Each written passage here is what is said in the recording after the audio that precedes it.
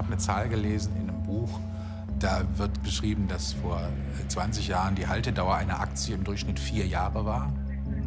Und heute sind wir bei 22 Sekunden.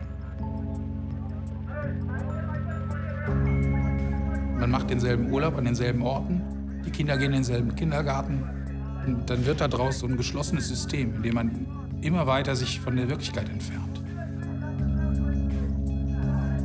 Deswegen mache ich mir auch keine Gedanken darüber, ob das, was ich in meinem Job mache, die Deals, die ich abschließe, ob die irgendwelche Auswirkungen auf die Welt da draußen haben.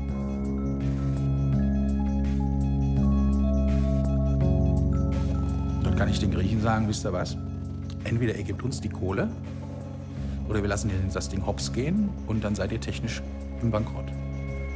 Also du zahlst 28 Millionen, zwingst den Staat 100 Millionen auszuzahlen. Das lohnt schon mal. Ja. So macht man das. Das war ein ganz normales Geschäftsmodell. Das hat nicht nur eine Firma gemacht. Ja.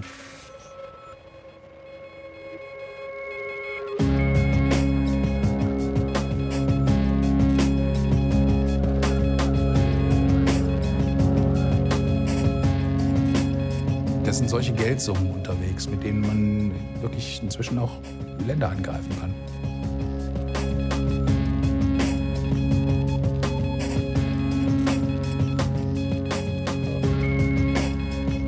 Was muss man erwarten als nächstes? Frankreich. Frankreich.